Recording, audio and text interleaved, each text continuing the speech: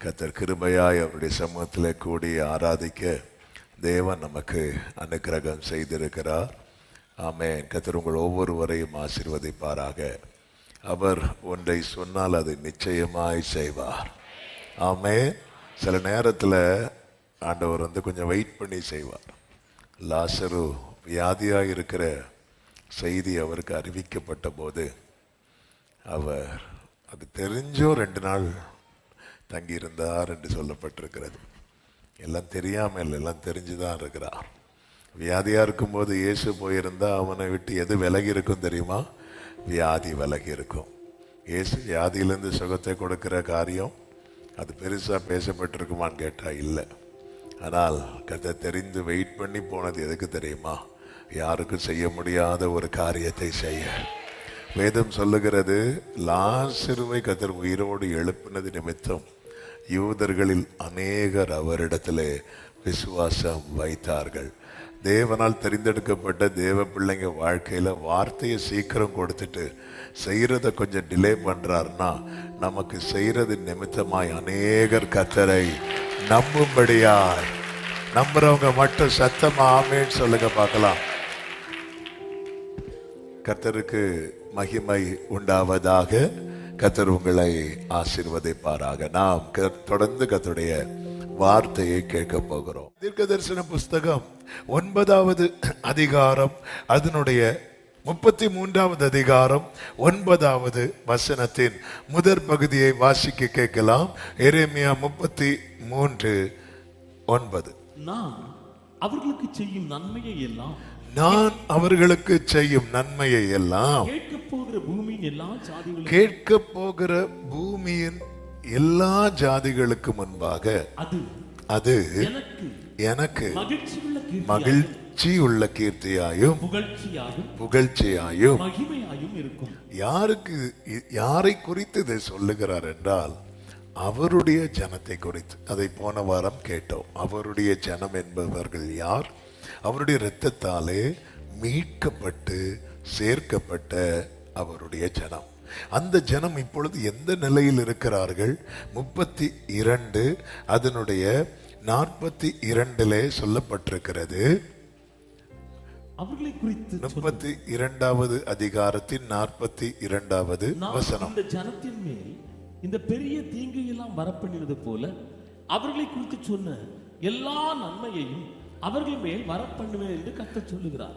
இந்த ஜனத்தின் மேல் இந்த பெரிய தீங்கை. அப்போ இந்த ஜனம், அவருடைய ஜனம் இப்பொழுது எந்த நிலையில் இருக்கிறார்கள் என்றால் மிகவும் தண்டிக்கப்பட்ட நிலையில, ஒரு பரிதாபமான நிலையில இருக்கிறாங்க. அவர்களுக்கு தான் கர்த்தர் என்ன செய்வேன்னு சொல்லுகிறார்? எல்லா ஜனங்களுக்கு முன்பதாக எனக்கு மகிழ்ச்சியுள்ள கீர்த்தியாயும் புகழ்ச்சியாயும் மகிமையாகவும் இருக்கும்படிக்கு நான் அவர்களுக்கு நன்மை செய்வேன். ஹல்லேலூயா. இப்படி செய்வதற்காக கர்த்தர் செய்கிற காரியங்கள் 32வது அதிகாரத்திலே அதனுடைய 37 முதல் நீங்கள் பார்த்தீங்கன்னா தெரியும். அதை லைட்டா டச் பண்ணிட்டு செய்திக்குள்ள போக வரும்பாரு. கர்த்தர் என்ன செய்கிறார்?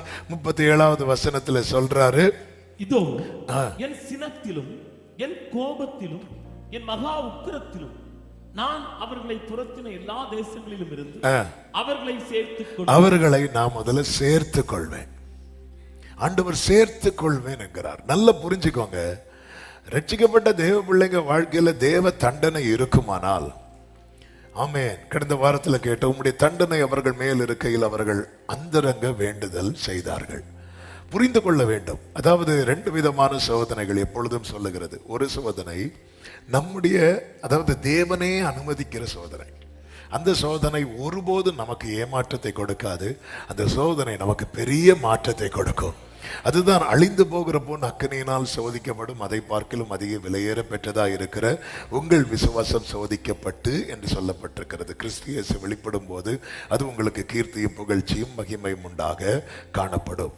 இன்னொரு சோதனை இருக்கிறது. அது நம்முடைய மீறுதலினாலும் நம்முடைய அக்கிரமத்தினாலும் வருகிற சோதனை. அந்த சோதனையில ஒரு தகப்பன் எப்படி பிள்ளையை சிக்ஷிக்கிறானோ அது போல தகப்பன், பரலோக தகப்பன் தண்டனையை, சிக்ஷையை அனுமதிக்கிறார். ஆமென். சிக்ஷிக்க ஒரு பிள்ளைய ஒரு தகப்பன் சிட்சிக்கவே இல்லைன்னா அந்த பிள்ளைய ரொம்ப தப்பா ட்ரீட் பண்றான், தப்பா நடத்துறான்னு பைபிள் சொல்லுது. ஆமென். பிரம்பை கையாளாத மகன், தகப்பன் தன் மகனை பகைக்கிறான். கர்த்தருக்கு மாத்திரம் மகிமை உண்டாவதாக. அதே போலதான் இந்த ஜனங்கள் செய்த தவறுகள், தீங்கு நிமித்தம் கர்த்தர் தண்டித்தார். என்ன அப்படி தப்பு பண்ணிட்டாங்க? எரேமியா 2:7 சொல்லப்பட்டிருக்கிறது, செழிப்பான தேசத்தின் கனியையும் நன்மையையும் சாப்பிடும்படிக்கு நான் உங்களை எவ்விடத்துக்கு அழைத்துக் கொண்டு வந்தேன், ஆனாலும் நீங்கள் அதற்குள் பிரவேசித்த போது தேசத்தை தீட்டுப்படுத்தி என் சுதந்திரத்தை அருவருப்பாக்கினீர்கள். ஆண்டவர் நன்மை தருவது எதற்காக? நாம் அனுபவிப்பதற்கு மட்டுமல்ல, அவருக்கு மகிமையாக, அவருக்கு துதியாக இருக்கும்படியாக. ஆனா நன்மை பெற்றது நம்ம பல நேரத்தில் நம்முடைய வாழ்க்கையில கூட நம்ம செய்யற தவறு பாருங்க. பெற்றுக்கொள்ளும் வரை பற்றி கொள்வோம், பெற்றுக்கொண்ட பிறகு விட்டு விடுகிறோம். அதன் பிறகு அடுத்த ஒரு தேவை வரும்போது ஆண்டவரே என்று ஆண்டவர் சமூகத்தில் ஓடி வருகிறோம். இது தேவனுக்கு மனஸ்தாபத்தை கொண்டு வருகிறது. அந்த மனஸ்தாபம் கோபத்தை கொண்டு வருகிறது. எப்பொழுதுமே முதல்ல பாருங்க, ஒரு பிள்ளை ஒரு தகப்பன் தண்டிக்கிறான்னா எடுத்ததும் கோபத்துல எல்லாம் தண்டிக்க மாட்டாங்க. முதல்ல அந்த பிள்ளையினுடைய செயல் அந்த தகப்பனுக்கு பெரிய மனஸ்தாபத்தை கொண்டு வரும். அந்த மனஸ்தாபம் தான் எதுவாக வெளிப்படும் என்றால் அந்த வேதனை தான் கோபமாக வெளிப்படும். அந்த கோபம் தான் தண்டனையாக மாறுகிறது. இந்த ஜனங்கள் அப்படியே செய்கிறார்கள். அதாவது வாழ்க்கையில எப்பொழுதுமே தேவனை ஆராதிக்கிற தெரிந்தெடுக்கப்பட்ட தேவ பிள்ளைங்க தேவனுக்குரிய கனத்தையும் மகிமையையும் செலுத்த வேண்டும். அதோடு கூட நன்றி அறிதல் உள்ளவர்களாகவும் இருக்க வேண்டும். இந்த காரியம் தவறும் போது ஆண்டவர் ஒப்பு கொடுக்கிறதை பார்க்க முடியும். ரோமர் 1 அதனுடைய 21வது வசனத்திலே சொல்லப்பட்டிருக்கிறது. ரோமர் 1:21 தேவனை அறிந்தும் அவரை தேவன் என்று மகிமைப்படுத்தாமலும் ஸ்தோத்திரியாமலும் இருந்து தங்கள் சிந்தனைகளினாலே வீணரானார்கள். அப்ப தேவனை ஆராதிக்கிற தேவ பிள்ளைங்க 2 காரியத்தை எப்பவுமே ஆராதனையில மனதில் வைக்க வேண்டும். ஒரு காரியம் என்ன தெரியுமா?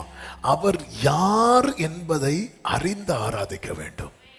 நாம் ஆராதிக்கிற தேவன் தேவர்களில் ஒருவர் அல்ல, அவர் ஒருவரே தேவன். ஆமென் சொல்லுங்க பார்க்கலாம்.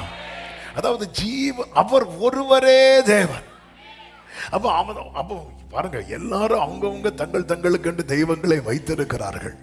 ஆனால் ஒரு திருச்சிக்கப்பட்ட தேவ பிள்ளைக்கு ஒரு வெளிச்சம், என்ன வெளிச்சம் தெரியுமா? அவர் ஒருவரே தேவன்.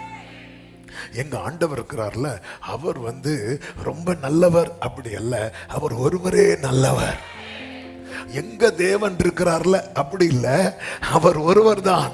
எங்கள் தேவன் ஒருவரே தேவன். அப்போ அந்த தேவன் என்று மகிமைப்படுத்தணும். ஹல்லேலூயா.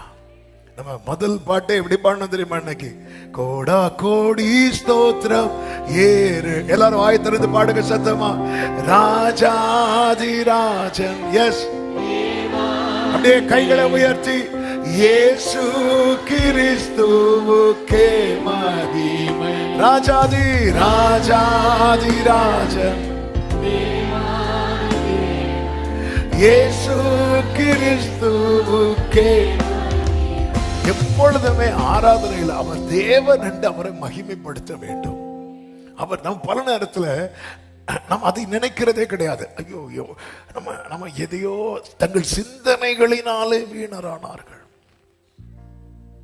அப்போ தேவன் என்று அவரை மகிமைப்படுத்தாதவங்க எல்லாம் அவங்க யாராயிட்டு இருக்கிறாங்களா? சொல்லுங்க வாயை திறந்து. வீணராயிட்டே இருக்கிறாங்களாம். ஆமா, வீணராயிட்டே இருக்கிறாங்களாம். அவர் தேவன். எதுக்கு நம்ம பாட்டெல்லாம் பாடுறோம்? எதுக்கு ஆராதனை வேளையை வைத்திருக்கிறோம்? தேவன் என்று அவரை மகிமைப்படுத்தணும். தேவன் என்று அவரை மகிமைப்படுத்தணும். அதோடு கூட அவரை ஸ்தோத்தரியாமலும் இருந்துருக்கு. ஸ்தோத்திரம் அதாவது மகிமைப்படுத்தணும். அடுத்து என்ன செய்யணும் தெரியுமா? ஸ்தோத்திரம். என்ன ஸ்தோத்திரம்னா என்ன தெரியுமா? தேங்க்ஸ் கிவிங், நன்றி செலுத்தணும். அந்த பாட்டுல ஒரு அருமையான சரணம் உண்டு, எனக்கு ரொம்ப பாடும் போதெல்லாம். கிருபாசன தண்டை நெருங்குவோம், திரு ரத்தம் காரத்தில் ஏந்தி நிற்போம். அப்படின்னு என்ன தெரியுமா? பழைய ஏற்பாட்டுல ஆசரிப்பு கூடாரத்துல பிராகாரத்துல பலிபீடம் இருக்கிறது. பலிபீடத்துல பாவ நிவாரண பலி அடிக்கப்படுகிறது. காரணம், அவர் பரிசுத்தமுள்ள தேவன். பாவத்தோடு அவரிடத்தில் சேரவே முடியாது. தீமை அவரிடத்தில் சேர்வதில்லை. அந்த பாவத்துக்கு பரிகாரம் என்ன? ரத்தம் சிந்துதல் இல்லாமல் மன்னிப்பு இல்லை. அப்போ அந்த ரத்தம் சிந்தப்பட வேண்டும். அதனால ஒரு பழுதற்ற ஒரு மிருகம் அங்கே அடிக்கப்படுகிறது. அந்த அடிக்கப்பட்ட மிருகத்தின் ரத்தம் ஒரு பாத்திரத்தில் எடுத்து அந்த பாத்திரத்தை கையிலே ஏந்தி கொண்டு பிரதான ஆசாரியன் எங்கே உள்ளே போவார் தெரியுமா? அந்த மகா பரிசுத்த ஸ்தலத்துக்குள்ளே போவார். அவன் அவர் உள்ள போகும்போது ஃபர்ஸ்ட் என்டர் ஆகிறது எது தெரியுமா? இந்த ரத்தம். இந்த ரத்தம் உள்ள என்ட்ராகுது. அதோடு கூட யார் போய் நிக்கிறா தெரியுமா? அந்த ரத்தத்தை சுமக்கிற அந்த பிரதான ஆசாரியன் போய் நிற்கிறான். எஸ், என்னையும் உங்களையும் அவர் சந்நிதியில நிறுத்த ஆட்டுக்குட்டியின் ரத்தம் நம்மை முற்றிலும் கழுவி இருக்கிறது. இதை எண்ணி தேங்க்ஃபுல்லா, நன்றி உள்ளவங்களா இருக்கணும். கிருபாசன சண்டை நெருங்குவோம், திரு ரத்தம் காரத்தில். நன்றியம்மா. கிருபாசன சண்டை ஜீசஸ். கைகளை உயர்த்தி பாடுவோம். அல்லேலூயா. கண்டேன் சகாயம் இரக்கமே, கர்த்தர் கிருபை என்றும் உள்ளது. நன்றி ஆண்டவரே. தூதர்கள் அவர் தேவன் என்று மகிமைப்படுத்தும் போது ரட்சிக்கப்பட்ட கூட்டம் அவர் தேவன் என்று மட்டுமல்ல, அந்த தேவன் தங்களுக்கு என்ன செய்தார் என்று சொல்லி அவரை மகிமைப்படுத்துவார்கள். ஆமீன் சொல்லுங்க பார்க்கலாம். அதான் எப்பவுமே சொல்லுவேன், ஆண்டவர் சமூகத்தில் நம்ம இருக்கும்போது பார்த்தாலே தெரியும் இவங்க அவ்வளோ சந்தோஷமா இருக்கிறாங்க, நன்றி உள்ளவங்களா இருக்கிறாங்க. இது இல்லாதவங்க தங்கள் சிந்தையினால என்ன ஆவாங்களாம்? அப்படி வீணர் ஆகிறவங்களை கர்த்தர் என்ன செய்வார் தெரியுமா? அப்படி வீணரானவங்க உணர்வில்லாத அவர்களுடைய இருதயம் இருளடைந்தது. 24வது வசனத்தில் சொல்லப்பட்டிருக்கிறது, தேவன் அவர்களை அசுத்தத்துக்கு ஒப்பு கொடுத்தார் அப்படின்ற. அதாவது நல்ல தெளிவா கேட்கணும். ஆண்டவரே, நான் சர்ச்சில் போய் நல்லா ஆராதிக்க தான் செய்கிறேன், ஆனாலும் நான் திரும்பி அதே அசுத்தத்துக்குள்ள தானே போறேன், அதே பாவத்துக்குள்ள தான் போறேன் அப்படின்னு இருக்கும்போது இந்த இடத்துல ஒரு பெரிய கொஸ்டின் மார்க். என்னை விட்டுட்டீங்களா ஆண்டவரே?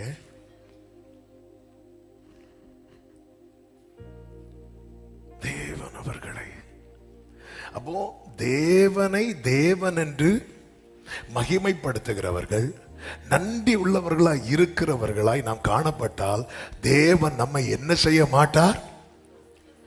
அசுத்தத்துக்கு ஒப்பு கொடுக்க மாட்டார். தேவன் நம்மை ஒப்பு கொடுக்கலன்னு வைங்களேன், நம்மளால என்ன செய்ய முடியாது? சத்தமா சொல்லுங்க, அசுத்தமானதை செய்ய முடியாது. அப்ப அசுத்தமானதை செய்யறோம்னா அதன் அர்த்தம் என்ன? தேவன் நம்மை, அப்ப தேவன் என்னை ஒப்பு கொடுக்கிறதுக்கு காரணம் யாரு? நான் என்ன பண்ண? தேவனை தேவன் என்று மகிமைப்படுத்தாமலும் தேவன் எனக்கு செய்த நன்மைகளுக்கு நான் நன்றி உள்ளவனா இராமலும் போனதே காரணம். போன சண்டே சர்வீஸ் அட்டெண்ட் பண்ணிட்டு 7 days இல்ல, இன்னைக்கு அடுத்த 7வது நாள், இந்த 6 days பரிசுத்தத்தை காத்துக்கொள்ள முடிந்ததா? அதாவது பனிஷ்மெண்ட்ங்கிறது நான் கீழே விழுந்து என் கால் பிராக்சர் ஆகுது அல்ல. பனிஷ்மெண்ட்ங்கிறது என்ன தெரியுமா? என்னால பரிசுத்தமா வாழ முடியாம போது பாரு, பிக்கஸ்ட் பனிஷ்மெண்ட். நான் எனக்கு என்னால எழும்பவே முடியாத வியாதி, இது பனிஷ்மெண்ட் அல்ல. வியாதி சிக்ஷிக்கும் இதெல்லாம் பெரிய பனிஷ்மெண்ட் கிடையாது. பனிஷ்மெண்ட் என்ன தெரியுமா? ஒரு கேடான சிந்தனை வரும்போது அப்படி நான் தள்ளப்படுறேன் தெரியுமா. என்னால பரிசுத்தமா வாழ முடியாதது என் லைஃப்ல கிடைக்கிற பெரிய பனிஷ்மெண்ட். ஏன்னா நான் எதை இழப்பேன் தெரியுமா? அவருடைய வாசஸ்தலமா இருக்கிற அந்த மேன்மையை நான் இழப்பேன். ஐயோ, அவங்களுக்கு எல்லாம் ஒண்ணுமே இல்லை. அதனாலதான் நிறைய பேர் என்ன தெரியுமா, அதான் துன்மார்க்கருடைய வாழ்க்கையை பார்க்கும்போது எனக்கு பொறாம வந்தது. ஆண்டவர், என்ன நீங்க சிட்சிக்கிறீங்க ஆண்டவர், அவனை நீங்க சிட்சிக்கல. ஏய், நீ கொஞ்சம் யோசித்து பாரு, பெரிய சிட்சையே யாருக்கு தெரியுமா? இந்த தேவன் ஒருத்தனை கண்டுக்காம இருக்கிறார் பாருங்க, அவன் அதுதான் பெரிய சிட்சை. ஆமென். தேவன் ஒருவனை கண்டுக்காம இருக்கிறார் பாருங்க. இது இது இது இது புரிய மாட்டேங்க. நம்ம சிட்சைன்னு என்ன நினைக்கிறோம்? நேரத்துல இருந்து இந்த கையை தூக்க முடியல, இந்த கையினால செய்யற பாவம் இப்ப செய்யாம இருக்கிறோம்ல. என்னன்னு தெரியல, ஒரு வாரமா கண்ணு வலி, ஒரு வாரம் போனை தள்ளி வச்சோம்ல.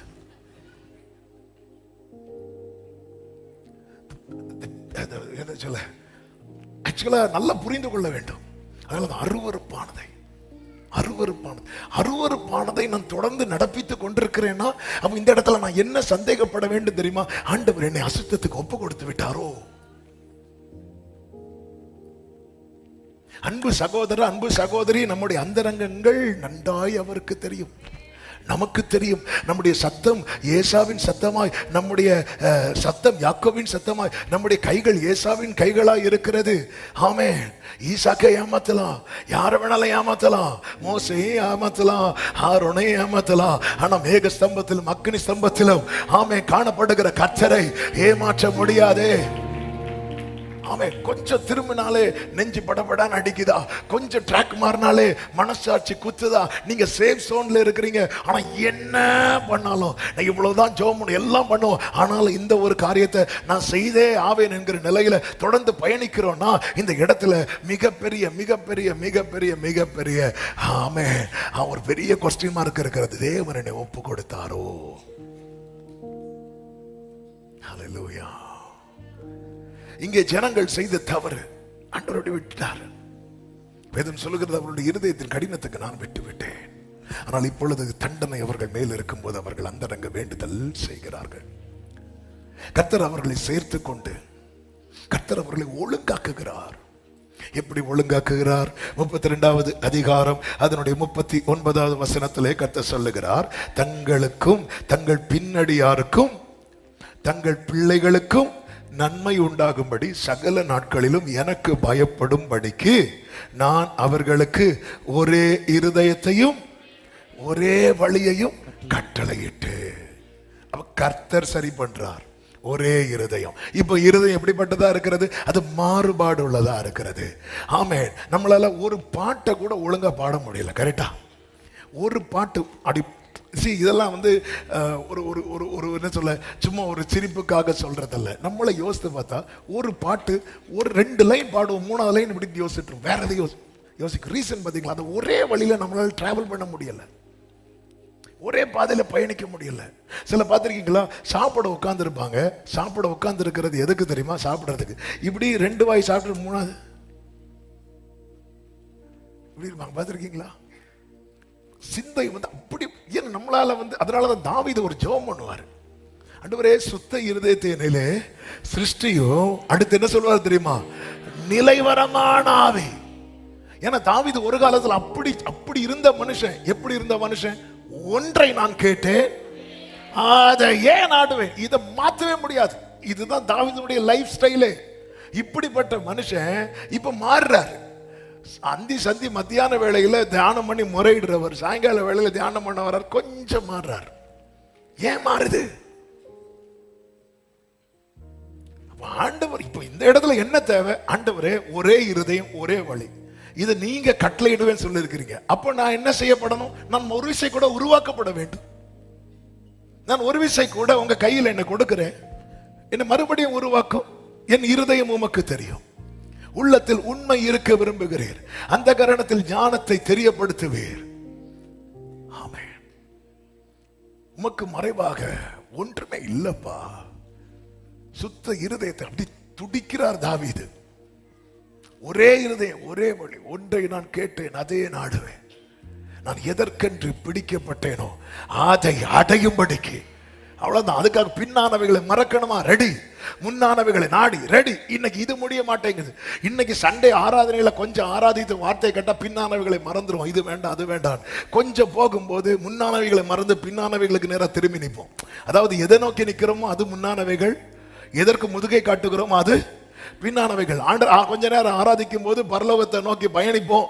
உடனே அது நமக்கு முன்னானதா இருக்கும். பூமி என்னதா இருக்கும்? பின்னானதா இருக்கும். கொஞ்சம் ட்ராக் மாறும்போது அப்படியே டேர்ன் ஆகும். பரலோகம் நமக்கு முதுகுக்கு பின்னாடி வந்துடும். மற்ற காரியங்கள் நம் முகத்துக்கு முன்னாடி வந்துடும்.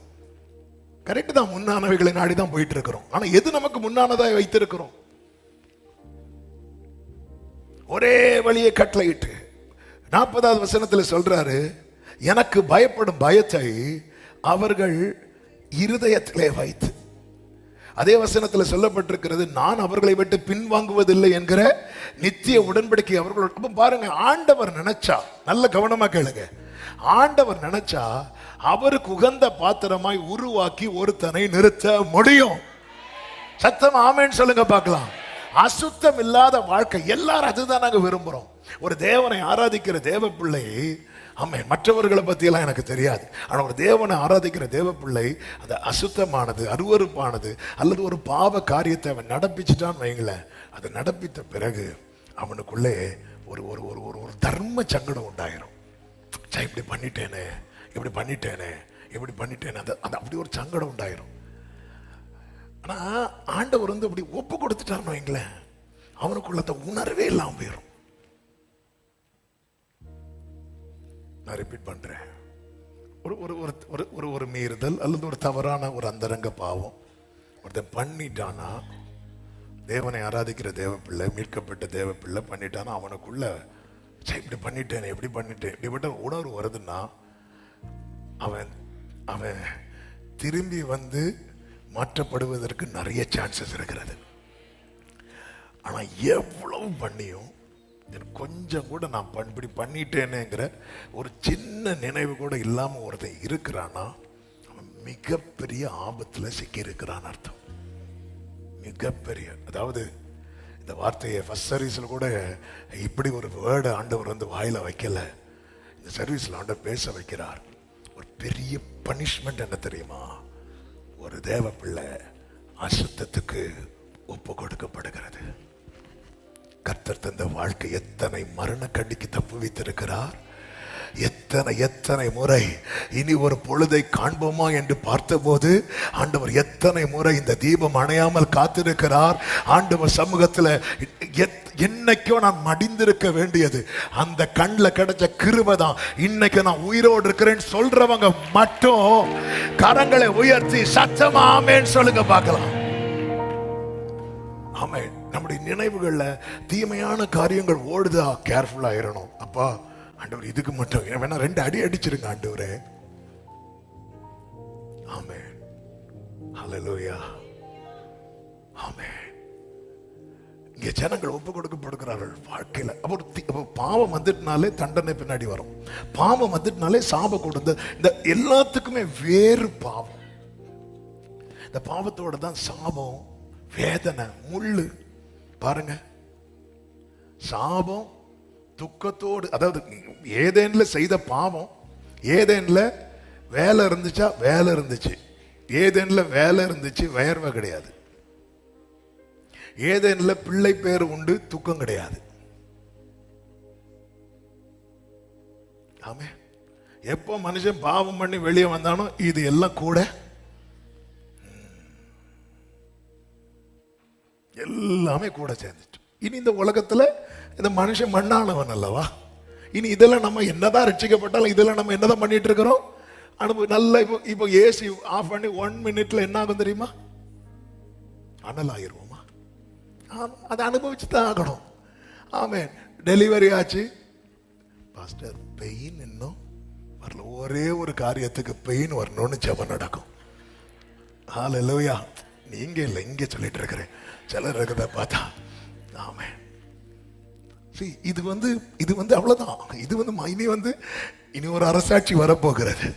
அங்க ஏதேனின் வாழ்க்கை இருக்கும். அப்போ இதுக்கெல்லாம் எது வேறு அப்படின்னு பாத்தீங்கன்னா பாவம். நிறைய காரியத்தை கொண்டு வந்துடும், நமக்கு தெரியாது.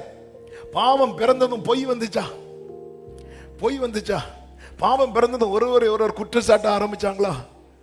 ஆமேனா, பெற்றோர் செய்த பாவம் என்ன? ஒரு பழத்தை பறிச்சாங்க. பிள்ளை செஞ்ச பாவம் என்ன? ஒருத்தனை போட்டு தள்ளிட்டான். இந்த வேர் இருக்குல்ல, இதெல்லாம் என்ன அப்படி, அது அப்படி ரூட் எங்க போகணும்னு தெரியாது, எங்க போய் நிக்கணும்னு தெரியாது, எதுல போய் முடியும்னு தெரியாது. அதனாலதான் ஆண்டவர் அவருடையவர்களுக்கு ஒரு மார்க்கத்தை வைத்திருக்கிறார். எனவேதான் வேதம் சொல்லுகிறது, நமக்கு நியமித்த ஓட்டத்திலே பொறுமையோடே ஓட கடவும். பவுல் என்ன சொல்லுவார்? நான் ஆகாதவனாய் போகாதபடிக்கு. அழைக்கப்பட்டவன், தெரிந்தெடுக்கப்பட்டவன், ரட்சிக்கப்பட்டவன், ஊழியக்காரன். அந்த தேவ மனிதர் சொல்ற, நான் ஆகாதவனாய் போயிடக்கூடாது. ஹல்லேலூயா. இஸ்ரவேலருக்கு கர்த்தர் எரேமியாவை கொண்டு பேசுறார்.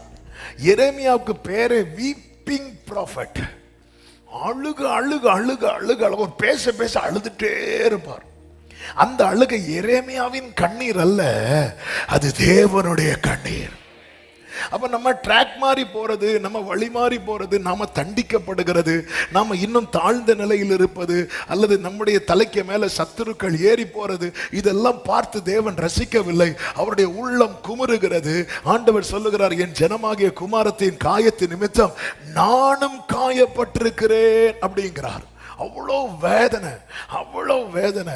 இந்த காரியத்தை ஜனங்களுக்கு சொல்லி புரிய வைக்கணும். உணர்வில்லாம இருக்கிறாங்க.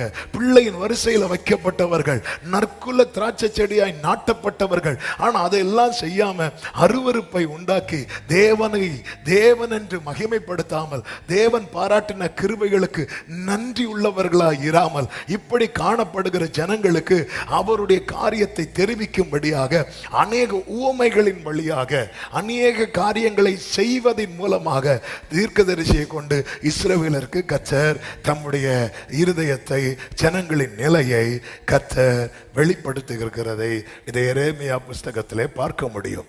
அதில் 3 காரியத்தை ஆமென் உங்கள் மத்தியிலே சொல்லி ஜெபிக்கும்படி விரும்புகிறேன். அந்த 3 காரியத்தை நான் சொல்லி விடுகிறேன். 1, கச்சை. எல்லாரும் சொல்லுங்க பாப்போம். கொஞ்சம் சத்தமா சொல்லலாம். எல்லாரும் சொல்லுங்க, சத்தமா சொல்லுங்க. கச்சை. கச்சைனா பெல்ட். 2, கலசம். சொல்லுங்க பாப்போம். கலசம். 3, களிமண். பாத்தீங்களா, ஒரே வழியில் இல்லை. பாத்தீங்களா, கச்சைன்னும். ஆமென், ஹல்லேலூயா. இந்த 3ஐயும் வைத்து இதே எரேமியா புஸ்தகத்தில் எரேமியாவை கொண்டு கர்த்தர் ஜனங்களோடு பேசின காரியத்தை, நமக்கு ஒவ்வொன்றுக்கும் ஒவ்வொரு சண்டே தேவை. ஆனால் இந்த 3ஐயும் சேர்த்து சொன்னாதான் அது சரியாகும் என்பதற்காக இந்த நாளிலே நாம் கேட்க போகிறோம். நல்ல கவனமாக கேளுங்க. ஆமென். எரேமியா 13வது அதிகாரம் 1 முதல் 11 வரை உள்ள வசனங்களிலே கச்சையை குறித்து சொல்லப்பட்டிருக்கிறது. அதனுடைய 1, 2 வசனங்களை நாம் வாசிக்க கேட்கலாம்.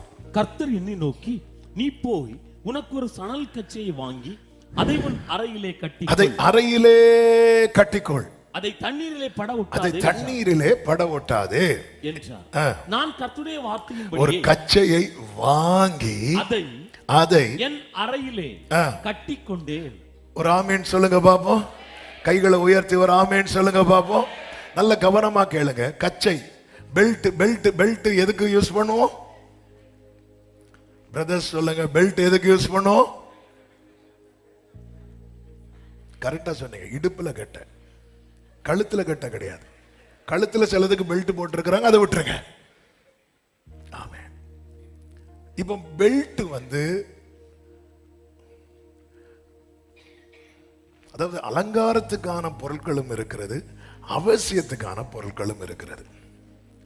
இப்போ லேடிஸ்லாம் வேற, நீங்க இல்லை, வேற நிறைய பேர் மேக்கப் போடுவாங்க. மேக்கப் போடுறது அலங்காரத்துக்கா அவசியத்துக்கா? நீங்க அமைதியா இருங்க, நீங்க சொல்லுங்க. இப்போ பெல்ட் போடுறது அலங்காரத்துக்கா அவசியத்துக்கா? நீங்க அமைதியா இருங்க, நீங்க சொல்லுங்க. போடலைன்னா தெரியும். இப்போ மேக்கப் போடாம வர முடியுமா? முடியும். பார்க்க கொஞ்சம் சகிக்காம இருக்கலாம், ஆனா வர முடியும். ஒரு ப்ராப்ளம் கிடையாது. ஆனா பெல்ட் போட்டாலும் 4 தடவை நாங்க என்ன பண்ணுவோம் தெரியுமா? செக் பண்ணுவோம். ஏன்னா அது அலங்காரம் கிடையாது, அது அவசியம். அதன் அர்த்தம் என்ன? ஹalleluya. என்னையும் உங்களையும் கர்த்தர் தெரிந்தெடுத்தது ஏதோ கூட்டம் சேர்ப்பதற்கல்ல, அவருக்கு அவசியமாக.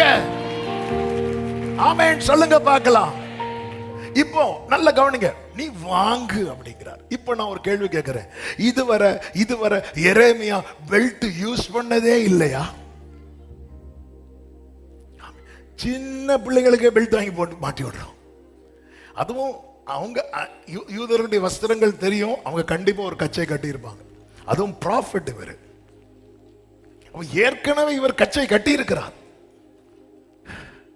அவருக்கு நாம மட்டும் கிடையாது, ஏற்கனவே அவருக்கென்று தெரிந்தெடுக்கப்பட்ட இஸ்ரவேல் கோத்திரங்கள் உண்டு. ரூபன் முதல் பென்யமின் வரை எத்தனை 12 கோத்திரங்கள் இருக்கிறது. அவரை ஆமென் அவருக்காக அவருடைய துதியை சொல்லி வர ஆளுகை செய்ய யூதா கோத்திரம் இருக்கிறது, ஆராதனை செய்ய லேவி கோத்திரம் இருக்கிறது. அப்படி இருந்தும் இன்னொரு கச்சையாக என்னையும் உங்களையும் கர்த்தர் வாங்கி இருப்பது, இது தேவன் நமக்கு பாராட்டின கிருபை. ஆமென் ஹalleluya. நீ வாங்கு அப்படிங்கிறார். அப்போ போய் ஒரு கச்சை கொடுங்கலாம் கிடைக்காது, அதுக்கான கிரயத்தை கொடுக்கணும். கிரயம் கொடுக்கப்படுகிறது, பெல்ட் வாங்கப்படுது. இப்போ ஆண்டவர் சொல்றார், அதை உன் அறையிலே கட்டு. உன் அறையிலே கட்டுனா ஏற்கனவே கட்டி இருக்கிற பெல்ட்டை என்ன பண்ணணும்? யாராவது 2 பெல்ட் போட்டு வந்திருக்கிறீங்களா? இல்ல. இடுப்புல ஒண்ணு, கழுத்துல ஒண்ணு இல்ல. ஏற்கனவே போட்டிருந்த பெல்ட்டை என்ன பண்ணணும் தெரியுமா? அதை கழட்டணும். இதுதான் ரோமர் 11:17 சொல்லப்பட்டிருக்கிறது. சில கிளைகள் முறித்து போடப்பட்டிருக்க, காட்டொலிவ மரமாகிய நீ அவைகள் இருந்த இடத்தில் ஒட்ட வைக்கப்பட்டு, கரங்களை உயர்த்தி ஒரு ஆமென் சொல்லுங்க பார்க்கலாம். அவைகள் இருந்த இடத்துல, நான் தாவீது இருந்த இடத்துல கொண்டு வந்து ஒட்ட வைக்கப்பட்டிருக்கிறேன். நான் மோசே இருந்த இடத்துல கொண்டு வந்து ஒட்ட வைக்கப்பட்டிருக்கிறேன். எத்தனை பேருக்கு நான் சொல்றது புரியுது? ஹalleluya. தேவன் பாராட்டின கிருபை, கிருபாசன தண்டை திரு ரத்தம் காரத்தில் கோரி, கிருபாசன தண்டை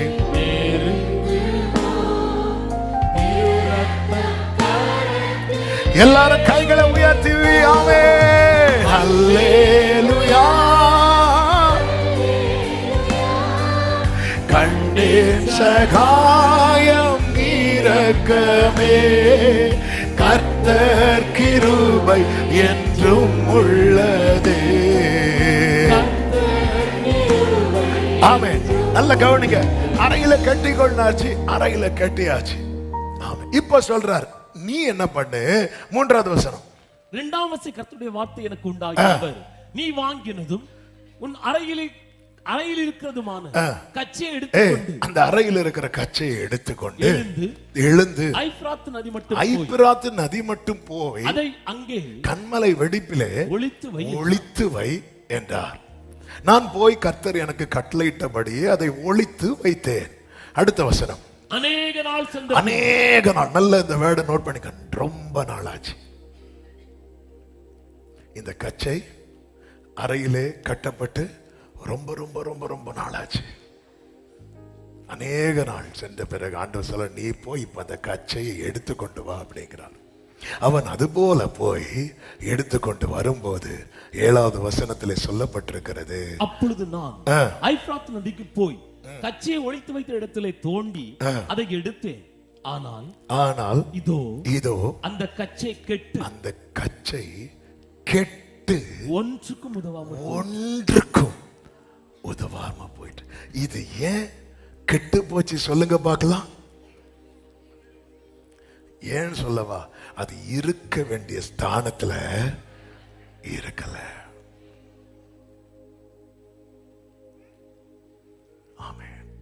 அது கிரயத்துக்கு வாங்கப்பட்டது, அதுக்கு ஒரு பிரயோஜனம் உண்டு. இருக்க வேண்டிய ஸ்தானத்துல இல்லைன்னா விலைக்கு வாங்கப்பட்டதானாலும் அது கெட்டு ஒன்றுக்குமே உதவாமல் போயிடும். நாம் எந்த ஸ்தானத்தில் இருக்கிறோம்? நமக்கு கொடுக்கப்பட்ட பெல்ட்டுக்கு எவ்வளவு ரூபாய் இருக்கும்? 200 ரூபாய், 500. பிராண்டட்னா அப்படி எப்படி பார்த்தாலும் எவ்வளவு தான் இருக்கும். ஆனால் அதை விட அதிக விலை கொடுத்து வாங்கப்பட்டவர்கள் நாம் எங்க இருக்கிறோம்? ஆதாமே, நீ எங்கே இருக்கிறாய் கேட்டார். இருக்க வேண்டிய ஸ்தானத்தில் அவ இல்லை. நாம் எந்த நிலையில் இருக்கிறோம்? அது ஒரு நாள் 2 நாள் அல்ல. எவ்வளவு நாள் தெரியுமா? அநேக நாள்.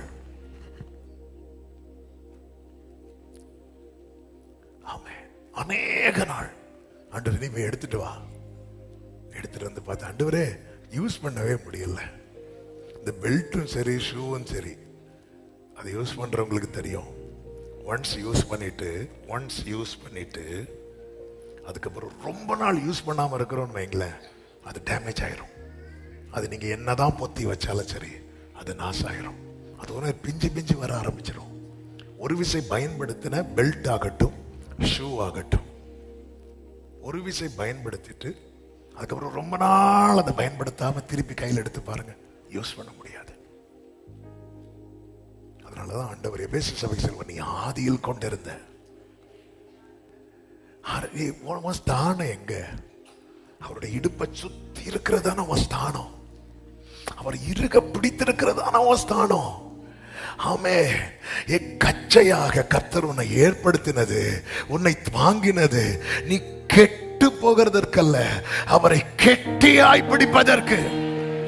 எரேமியா 11:13 கர்த்தர் சொல்லுகிறார், அதை வாசியுங்கள்.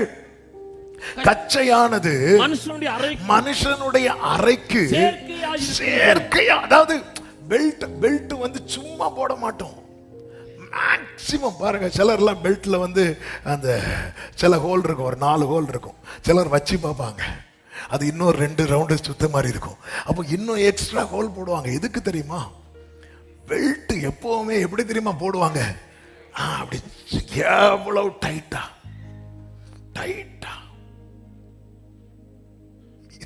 விலைக்கு வாங்கப்பட்டவங்க அவரோட அப்படி இருக்கணும். ஆனா அவர் எங்கேயோ நான் எங்கேயோ. கேட்டா சொல்லுவோம், நாங்க கண்மலை வெடிப்புல இருக்கிறோம், நாங்க ஒளித்து, நாங்க சேஃபா இருக்கிறோம். நம்ம சேஃபா இருக்கிறது ரெண்டாவது, நம்ம யூஸ்ஃபுல்லா இருக்கிறோமா? விலை கொடுத்து வாங்கப்பட்டவங்க ஏதாவது ஒரு வகையில தேவனுக்கு பயன்பட்டு தான் ஆகணும். ஏதாவது ஒரு வகையில நீங்க சேஃபா இருக்கிறீங்க, ஓகே. யூஸ்ஃபுல்லா இருக்கிறோமா? ஹல்லேலூயா. நாதாவும் திருக்கரத்தின் இசை கருவேனா நாள்தோறும் பயன்படுத்தும். நாங்க சேஃபா இருக்கிறோம். கர்த்தரனை காத்தார். வாழ்க்கை ஃபுல்லா இதான் சாட்சி. கர்த்தரனை சூப்பர் சாட்சி. சேஃபா இருக்கிறீங்க, சூப்பரா இருக்கிறீங்க, யூஸ்ஃபுல்லா இருக்கிறோமா? ஆண்டவருக்கும் நமக்கும் எப்படி மகிமையாக்கி கொண்டேன்னு அர்த்தம் என்னங்க? சிம்பிளா சொல்லணும்னா, ஏற்கனவே இதை சொல்லி இருக்கிறதுனால அதை ரொம்ப பேசல, ஆனாலும் புதுசா கேட்கிறவங்களுக்கு சொல்றேன். அதாவது நம்மை நிறுத்தி தம்மை வெளிப்படுத்த விரும்புகிறார். இதான் மகிமையா இருக்கிறது. ஹல்லேலூயா. இப்ப ஸ்கூல்ல பிள்ளைகளை கூட போறோம்னு வைங்களேன். கூட போறோம் வைக்கும் போது நீங்க யாருன்னு கேட்டா, நான் யார் தெரியுமா, நான் எங்க படிச்சேன் தெரியுமா, எங்க குடும்பம் தெரியுமா, இப்படி பேச மாட்டோம். சிம்பிளா முடிச்சிடும். எப்படி முடியுமா தெரியுமா? இந்த பிள்ளையோடைய அப்பா, இந்த பிள்ளையோடைய, அவ்வளவுதான். அங்க இதுதான் தேவை, அங்க இதுதான் தேவை. அந்த ஸ்கூல்ல போய், இப்போ என் பொண்ணு படிக்கிற ஸ்கூல்ல போய் நான் போயிட்டு, நான் தான் அழகான கண்கள் பாடலாம் இப்படி சொன்னா, இதான் அழகான கண்கள் சொல்லி வெளியே விட்டுருவாங்க. அங்க போய் நான் சொல்லுவேன், என் பொண்ணு இங்க படிக்கிற ஜாஃபேஜஸ் அப்படி. போதும், அது தெரிஞ்சா போதும். பாபிலோன்ல கர்த்தர் யெகோவா தேவனாய் அறியப்படணும்னு அவர் விரும்பல. அவர் எல் ஷடாயா அறியப்படணும்னு அவர் விரும்பல. அவர் தானியேலின் தேவனாய் அறியப்பட்டால் போதும். ஆமென். அவங்களுக்கு அதுதான் தேவை. ஆண்டவர் முச்சடியில எழுந்திருந்த தேவன் அங்க போய் மோசே கிட்ட கேட்கும்போது மோசே கேட்கிறார், ஆண்டவருடைய நாமம் என்ன ஆண்டவரே? ஆண்டவர் சொல்றார், நான் இருக்கிறவராகவே இருக்கிறேன் என்கிறவர். என்ன என்ன ஆண்டவரே, எத்தனை இருக்கிறேன்னு வருது இதுல. நான் எங்க போய் இருக்க, எனக்கு ஒன்றும் புரிய மாட்டேங்குது ஆண்டவரே. புரியல மோசே, புரியல. நான் இப்ப அடுத்து சொல்றேன் கேளு. உனக்கு ஆபிரகாம தெரியுமா, ஈசாக்கு தெரியுமா, யாக்கோபு தெரியுமா? அவங்க தேவன் போய் சொல்ல. ஆபிரகாம் ஆபிரகாம் யார் ஆண்டவரே, யார் ஆண்டவரே? அந்த அந்த அந்த அந்த வயசானவரா? அவருடைய தேவன் சொல்லு. ஈசாக்கு ஈசாக்கு யார் ஆண்டவரே? அந்த எவன் அடிச்சாலும் வாங்குவானே ஆண்டவரே, அவன் ஆண்டவரே. நான் சொல்றது புரியுதா? ஈசாக்கு எவன் அடிச்சாலும் வாங்குவார். இவர் கிணறு தோண்டுவாரு, எவனோ வந்து மூடுவான், இவர் அவர் பாட்டுக்கு ஒதுக்கி. அந்த எவன் அடிச்சாலும் வாங்குவான், அவனா அவருடைய தேவன் சொல்லு. யாக்கோப் யாக்கோப் பூச்சியா? எஸ், அந்த பூச்சியின் தேவன் சொல்லு. இது என்னுடைய பேர் பிரஸ்தாபம். இப்படி உங்க லைஃப் டைம்ல இப்படி மட்டும் அவர் வெளிப்பட்டுட்டார்னா நீங்க ஜெயிச்சிட்டீங்கன்னு அர்த்தம். ஹalleluya. இதா கச்சை. எனக்கு மகிமையாகும், எனக்கு ஜனங்களாகும், எனக்கு கீர்த்தியாகும். இந்த வசனம் தெரியுதா? எங்க வந்து நமக்கு பிராமிஸ்ல நிக்குதுன்னு. எந்த வசனம் நமக்கு? எரேமியா 33:9. அதனாலதான் இடையில இது செய்யல. அதாவது எனக்கு தேவன் வந்து ஒரு நன்மை தாரார்னா அதுல எனக்கான ஆசீர்வாதம் இருக்கு, அவருக்கான மகிமை இருக்கு.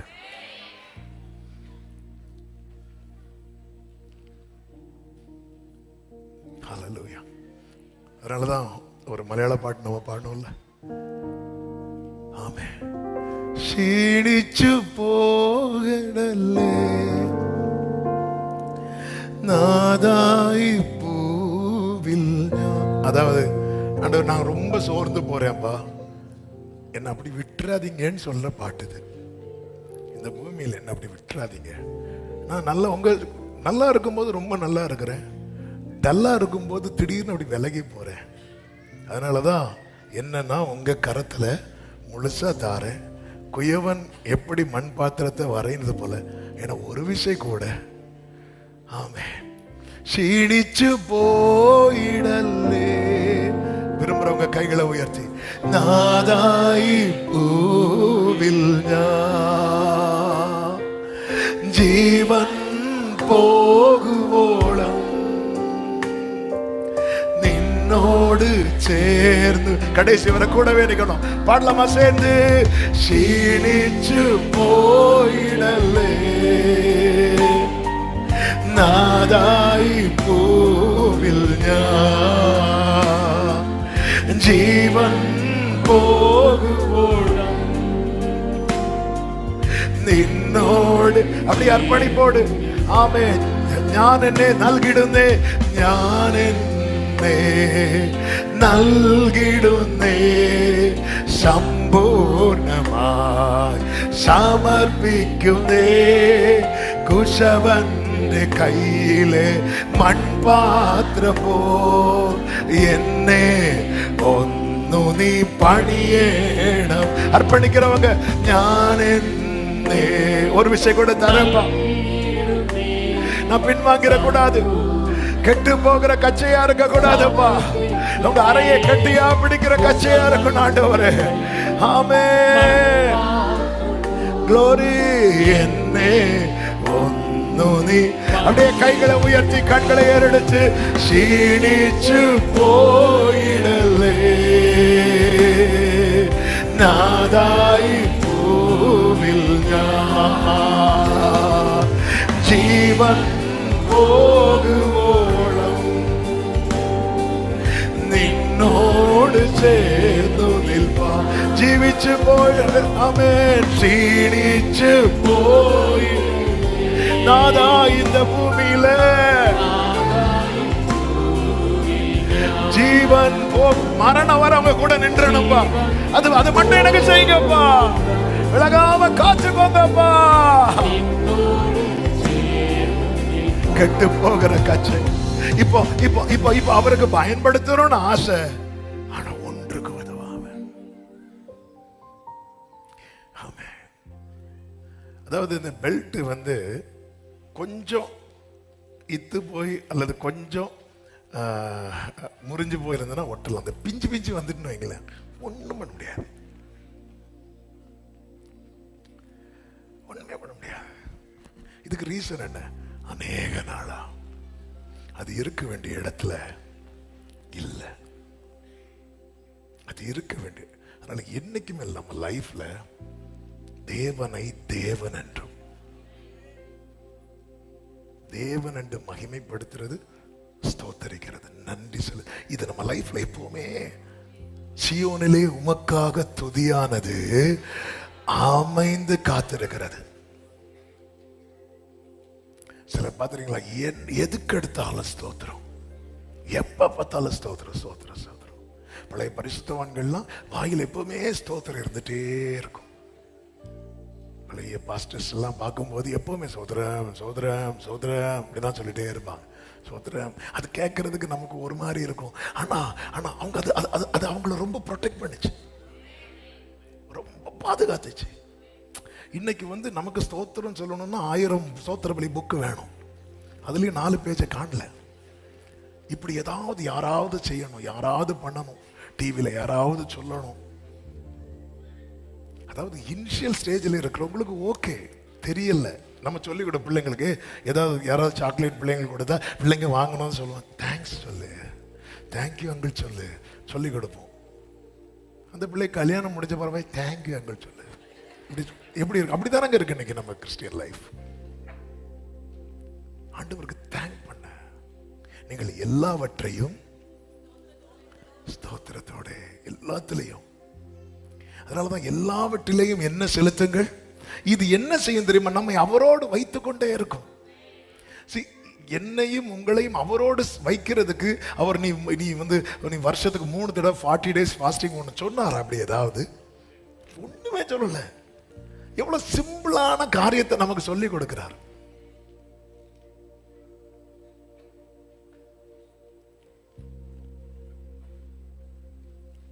எவ்வளவு சிம்பிள்.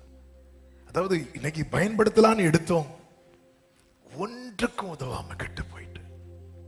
நம்ம லைஃப்ல அப்படி ஒரு நிலைமை வரவே கூடாது.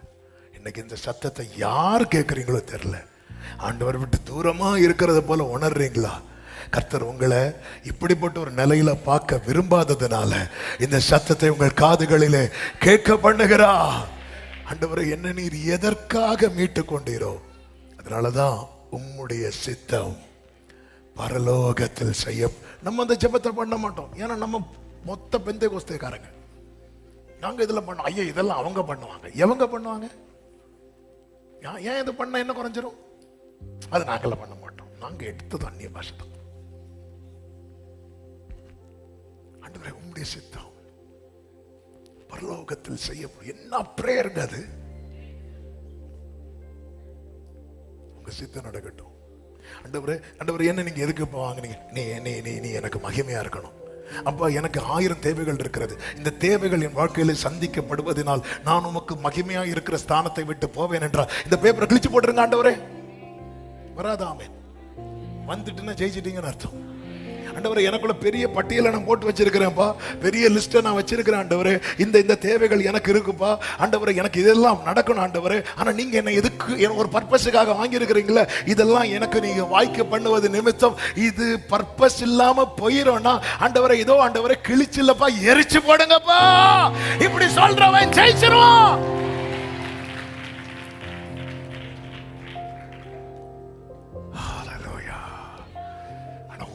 ஒரு காரியத்தை நம்புங்க, நாம் வேண்டிக் கொள்வதற்கும் நினைப்பதற்கும் அதிகமாய் என்ன கிரயம் கொடுத்து வாங்கினவருக்கு எனக்கு வேண்டிய செய்யறது ஒரு மேட்டரே கிடையாது. நீ ரொம்ப நாளா அநேகருக்கு தேவனோடு உள்ள தொடர்பு சபையோடு முடிகிறது. அநேகருக்கு தேவனோடு உள்ள தொடர்பு ஞாயிற்றுக்கிழமையோட முடிகிறது. அநேகருக்கு தேவனோடு உள்ள தொடர்பு திருவிருந்தோட முடிகிறது. அநேகருக்கு தேவனோடு உள்ள தொடர்பு இப்படிப்பட்ட ஏதோ ஒரு சூழ்நிலையோடு முடிகிறது. இல்ல ஆமென். நீங்க இங்கிருந்து போகும்போது ஆமென், இந்த பெல்ட் யூஸ் பண்றவங்க சொல்றேன், நான் போகும்போது நம்ம பெல்ட்டை தான் இப்படி கொண்டு தான் போறோம், நம்ம கூடவே தான் வச்சிருக்கிறோம். அவ்வளவுதான். அது அலங்காரத்துக்காக. அலங்காரத்துக்குன்னா இல்லைனாலும் அட்ஜஸ்ட் பண்ணலாங்க. இல்லைனாலும் அட்ஜஸ்ட் பண்ணலாம். இந்த மேரேஜுக்கெல்லாம் டெக்கரேஷன் பண்ணுவாங்களா, அதெல்லாம் அலங்காரம். அது இல்லைன்னாலும் மேரேஜ் நடக்கும். ஆமென், ஹல்லேலூயா. ஆனா அந்த ரெஜிஸ்டர் புக்கு காணலைன்னு வைங்களேன், எங்க நடக்கும்? எல்லாம் நடக்கும். அந்த பதிவேட்டில் கையெழுத்து போடுற புத்தகத்தையும் காணும், ஆளையும் காணும் வைங்களேன். அப்ப பின்னாடி இருக்க பூவை வித்துட்டு இருக்க வேண்டியதான். அவசியம்னு ஒன்று இருக்கு, அலங்காரம்னு இருக்கு. அலங்காரம் உள்ளது இல்லைனாலும் பரவாயில்ல, அவசியமானது இல்லைன்னா பிரச்சனை. ஆமென். 99 ஆடுகள் இருந்து ஒன்ன தேடி வாரார்னா நீ அவருக்கு ஹல்லேலூயா. அப்ப நம்ம இருக்க வேண்டிய ஒரு ஸ்தானம் இருக்கிறது. அதை மிஸ் பண்ணிட்டோம்னு வைங்களேன், அதுக்கப்புறம் அவர் கையில் எடுத்தாலும் இப்படி ஒரு நிலைமை வரக்கூடாது. நேரம் போயிட்டே இருக்கு. அதான் சொல்லல, ஒவ்வொன்றுக்கும் ஒவ்வொரு சண்டே தேவை. ரெண்டாவது கலசம். கலசங்கிறது ஜார், கிளே ஜார், செய்யப்பட்ட கலசம். கர்த்தருக்கு மகிமை. எரேமியா 19வது அதிகாரம் 4 வசனங்களை வாசிக்க கேட்கலாம். 1, 2, 10, 11 வாசிக்க கேட்கலாம்.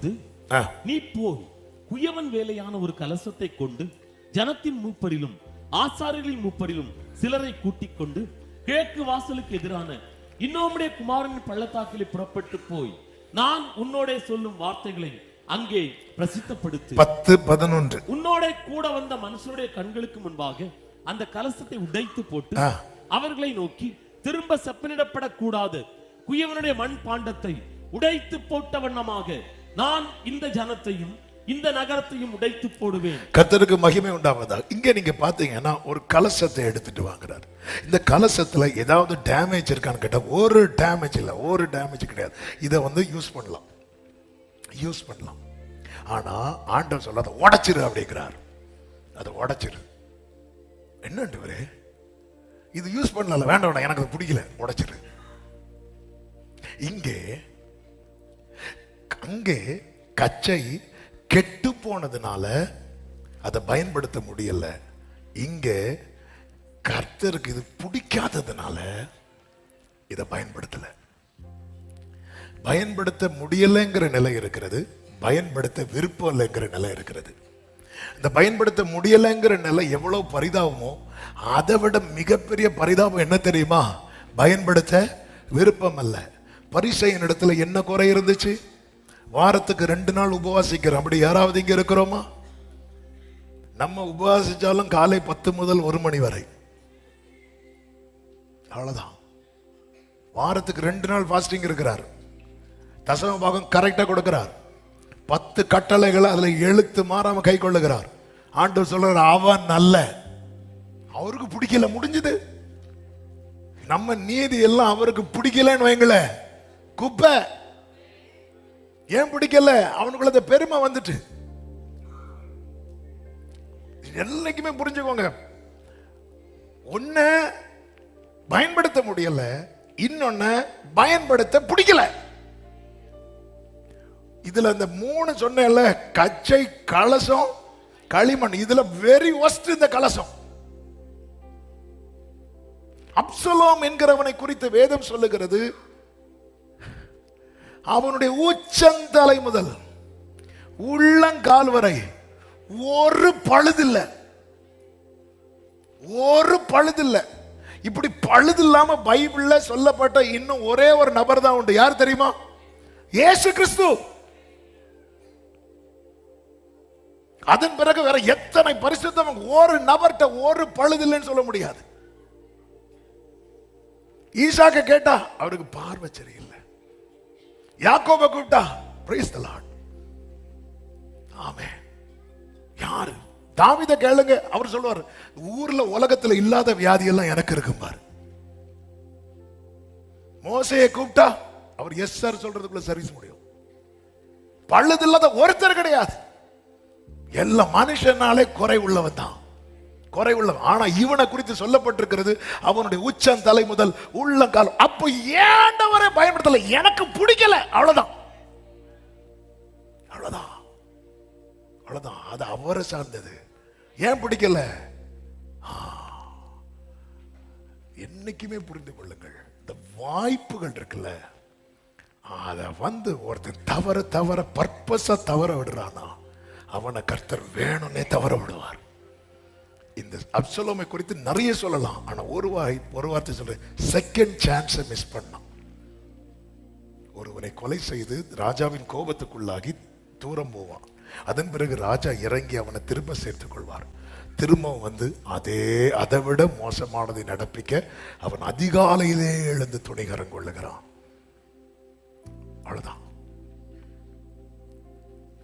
அதாவது ஆண்டவர் இவன் எனக்கு வேண்டாண்டா அப்படி சொல்லிட்டாருன்னு வைங்களேன். அப்படி தேவன் தள்ளின ஒரு ராஜா உண்டு. யாரு சொல்லுங்க பாப்போம்? சவுல். எங்க சவுல்கிட்ட நம்ம எத்தனை குறையதாங்க கண்டுபிடிக்க முடியும்? ஆனா ஆண்டவருக்கு பிடிக்காம ஆயிட்டு. இந்த ஒருத்தனை ஆண்டவருக்கு பிடிக்காம ஆகிறதுக்கு முதல் ரீசன் நான் பைபிள்ல தேடி பார்த்ததுல நான் கண்டு கொண்டது, ஆவியான கற்று தந்தது, முதல் ரீசன் என்ன தெரியுமா? இந்த தாழ்மை எடுபட்டு போறது, பெருமை, ஆரம்பத்தை மறக்கிறது. இந்த சவுல வேண்டான்னு தள்ளிட்டார். இவன் என்னை வேண்டாம், இவன் என்னை தேவையில்லை, இவன் என்னை தேவை, அவர் தள்ளிட்டார். இந்த மேட்டரை வந்து சாமுவேல் வந்து சொல்றாரு. சாமுவேல் வந்து சொல்லும் போது சவுல் அழுறாரு. அழுது சாமுவேலை பிடிக்கும் போது சாமுவேல் விலகுறான். விலகும் போது கை எங்க படுதுன்னா சாமுவேலுடைய வஸ்திரத்துல படுது. சாமுவேல் அப்படி விலகுறாரு, இவர் பிடிக்கிறாரு, வஸ்திரம் என்ன ஆயிட்டு கிழியுது. சவுல் வேணும்னு கிழிச்சாரா தெரியாம கிழிச்சாரா? நமக்கே தெரியுது. உடனே சாமுவேல் என்ன தெரியுமா சொல்றாரு? இதே போல ஒன்னு அவர் கிழிப்பார்ட்டாரு. ஒருத்தன் ஆண்டவர் வேண்டான்னு தள்ளிட்டார்னு வைங்களேன், அவன் என்ன பண்ணாலும் அவனுக்கு தீமையா தான் முடியும். அவன் என்ன பண்ணாலும், அவன் தெரிஞ்சு பண்ணாலும் சரி, தெரியாம அவன் அழுறாங்க. அவன் அழுறான், இப்படி வேண்டாம், ப்ளீஸ் ப்ளீஸ் ப்ளீஸ் ப்ளீஸ் சாமுவேலே அப்படி சொல்லாதீங்க. இல்ல ஒன்ன தள்ளிட்டார் தாவீது வேண்டாம் வேண்டாம் சொல்லும் போது அப்படி அவன் கையை பிடிக்கும் போது அவருடைய கையை தட்டிட்டு திரும்புறாரு, வஸ்திரத்தை பிடிக்கிறான், வஸ்திரம் கிழியுது. அப்படியே அப்ப அவன் கிழிச்சிட்டு பாத்தியா அப்படின்னு சொல்ல அவன் அழுதுட்டு இருக்கிறான். இதே போல உன் கதை இல்லாம ஆகும் பாரு. ஏன் ஆண்டவர் வேண்டான்னு வச்சுட்டாரு. நம்ம லைஃப்ல இப்படிப்பட்ட ஒரு பரிதாபமான நிலைமை வந்துவிடவே கூடாது. எனவே தான் வேதம் சொல்லுகிறது, கர்த்தருக்கு முன்பாக தாழ்மைப்படுங்கள். ஆமென் சொல்லுங்க பார்க்கலாம். செப்னா அப்படிங்கிற ஒருவன் இருந்தான். எசேக்கியா ராஜாவின் அரண்மனை விசாரிப்புக்காரன், பேலஸ் ஸ்டூவர்ட். அங்க இருக்கிற எல்லா மினிஸ்டர்ஸுக்கும் மேலானவன். சிம்பிளா சொல்ல பிரைம் மினிஸ்டர்னு சொல்லலாம். அந்த அரண்மனை விசாரிப்புக்காரனே அவன் தான். பொக்கிஷ சாலை அவன் கண்ட்ரோல தான் இருக்கிறது. ஏசாயா 22வது அதிகாரம் அதனுடைய 15வது வசனம் 16வது வசனத்தை பாருங்கள். சேனைகளின் கர்த்தராகிய ஆண்டவர் உரைத்ததாவது, நீ அரண்மனை விசாரிப்புக்காரனும் பொக்கிஷக்காரனுமாகிய செப்னா என்பவனிடத்தில் போய் சொல்ல வேண்டியது என்னவென்றால், உயர்ந்த, நல்ல கவனிங்க, அங்க இருக்கிற எல்லா அரண்மனையினாலே தெரியும்ல, ராஜாவின் அரண்மனையில எத்தனை டிபார்ட்மெண்ட் இருக்கும், எல்லா கீயும் இவன்கிட்ட தான் இருக்கு. எல்லா கீயும். அப்போ இவனை எந்த ஒரு ஸ்தானத்தில் ஆண்டவர் வைத்திருக்கிறார். இவன் என்ன பண்ணிட்டான் தெரியுமா? அந்த ஸ்தானத்திலே அவன் தன்னுடைய காரியம் நிலை நிற்பதற்காக அவன் என்ன செய்கிறான்? உயர்ந்த ஸ்தலத்திலே கல்லறையை வெட்டி கண்மலையிலே தனக்கு வாசஸ்தலத்தை தோண்டுகிறவனை போல. அதாவது என் கல்லறை தான் இங்க இருக்கிற கல்லறையிலேயே டாப்பா இருக்கணும். சிலருக்கு அப்படி ஒரு கிரேஸ். நம்ம ஊர்ல எல்லாம் இல்லைன்னு நினைக்கிறேன். சிலர்லாம் ஃபர்ஸ்ட் என் கல்லறை எப்படி இருக்கணும்னு பார்க்கணும் சொல்லி கட்டி வைப்பாங்க. சிலர் இவன் அப்படி இல்லை, உயர்ந்த ஸ்தலத்தில் எங்க இருந்து பார்த்தாலும் நம்ம கல்லறை தெரியணும். இப்படி எல்லாம் இவனுக்கு செய்யறதுக்கு காரணம் என்ன? இவன் இருந்த ஸ்தானம் தானே, இவனுக்கு கொடுக்கப்பட்ட அதிகாரம் தானே. என்னைக்குமே அதிகாரத்தை, தேவன் நமக்கு தந்த உயர்வை தவறாய் பயன்படுத்தக்கூடாது. இது ஆண்டவருக்கு பிடிக்காது. கிருபைகளை தவறாய் பயன்படுத்தக்கூடாது, அதிகாரங்களை தவறாய் பயன்படுத்தக்கூடாது, நன்மைகளை தவறாய் பயன்படுத்தக்கூடாது. இவன் இப்படி பண்ணுறான். ஆண்டவர் சொல்றாரு ஏசாயாவிட்ட, நீ போய் அவன்கிட்ட 2 கேள்வி கேளு. இந்த ரெண்டு கேள்வி நமக்குள்ள எப்பவுமே கேட்கப்படணும். என்ன ரெண்டு கேள்வி தெரியுமா?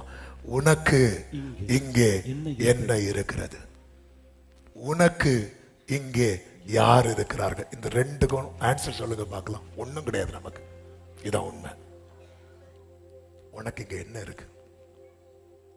என்ன இருக்கு? ஏதாவது இருக்குன்னு நான் கை காட்டினா அது எப்படி உனக்கு இருக்கு? அங்க இருந்து வந்தது தானே. உனக்கு இங்க யார் இருக்கிறாங்க? யார் இருக்கிறாங்க? எனக்கு யாருண்டு. இதான் உண்மை. உனக்கு யார் இருக்கிறாங்க? யோபுவே, உனக்கு யார் இருக்கிறாங்கன்னு காட்டித்தரவா? காட்டித்தரவா? ஒரு காற்று அடித்தது, உட்கார்ந்தா, கைப்பிடித்த மனைவி வர குற்றப்படுத்தினான், நண்பர்கள் வர குற்றப்படுத்தினாங்க. அப்பதான் யோபு சொல்றார், நான் போகும் வழியை அவர் அறிவார். ரெண்டு கேள்வி என்னைக்குமே நமக்குள்ள இருக்கணும். நம்ம எல்லாமே இருக்கிறது போல நினைச்சிட்டு இருக்கிறோம். இல்ல, உனக்கு இங்க என்ன இருக்கு? உனக்கு இங்க யார் இருக்கிறாங்க? நிர்வாணியாய் இந்த பூமியில வந்தேன், நிர்வாணியாய் திரும்புறேன்.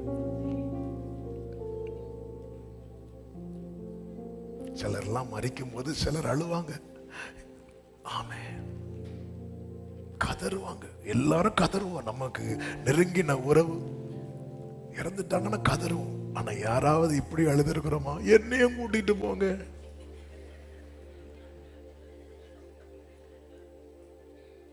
அது மட்டும் அவ்வளவுதான், அவ்வளவுதான். ஆமென். உனக்கு இங்க என்ன இருக்கு? ஏன் இவ்வளவு பெருமை?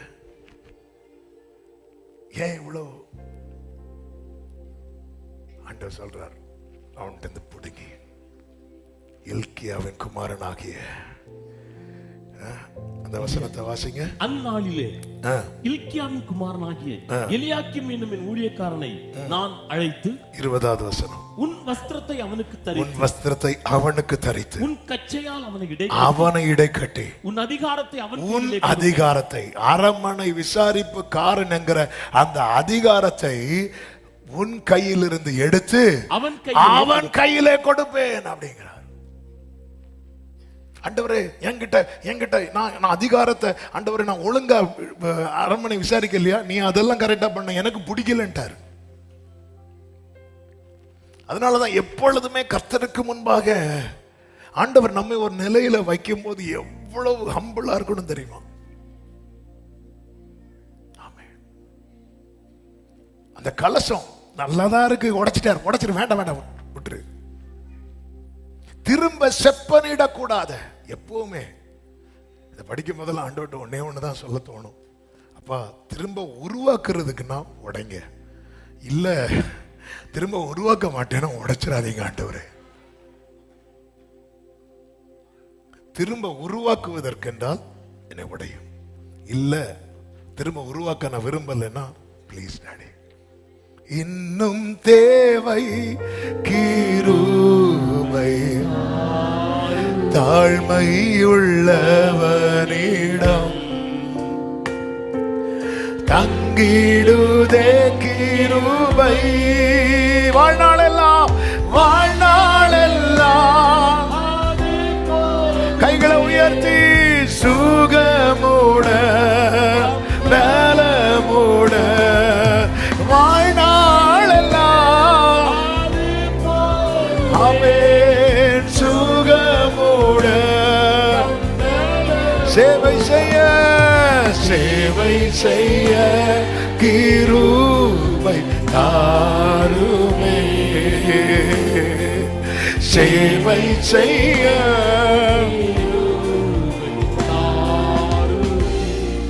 அரண்மனை விசாரிப்புக்காரனாகிய செப்னாவை அப்படி தூக்குறார், அதுக்கு மேல எலியாக்கீமை தூக்கி வைக்கிறார். நாட்கள் மாறுகிறது. அசீரிய ராஜா எருசலேமின் மேல் படையெடுத்து வரும்போது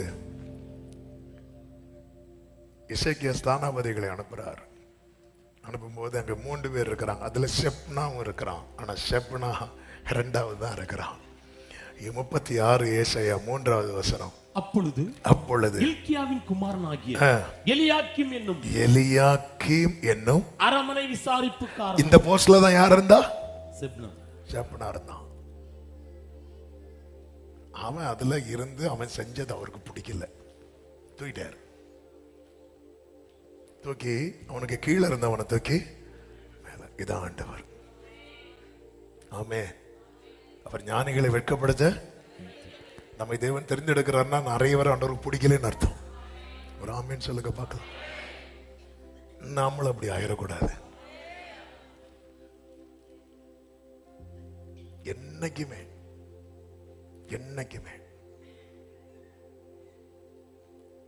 நம்ம பாத்திரம் எப்படி ஆற்றில் கிடந்த கல்லை தாவீது எடுத்து அடப்பையில போட்டு அறையிலே கட்டி வைத்தானோ, அது போல சேற்றில் கிடந்த நம்மை தூக்கி எடுத்து கண்மலை மேல நிறுத்தி அடிகளை.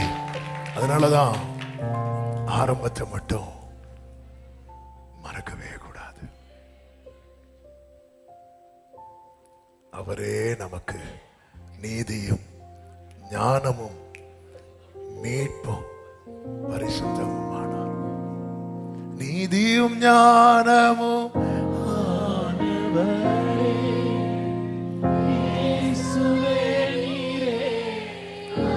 ருசித்தவங்க மட்டும் கைகளை உயர்த்தி அற்பமான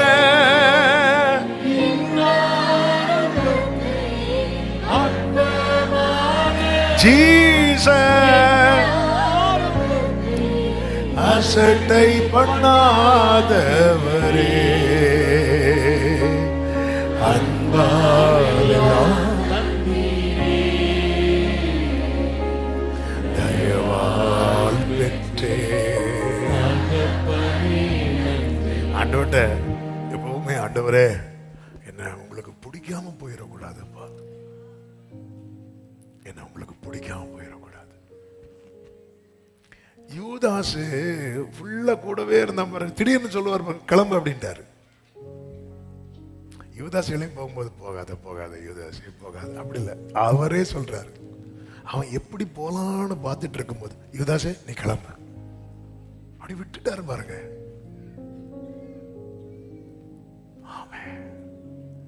அவர் என்ன விடல.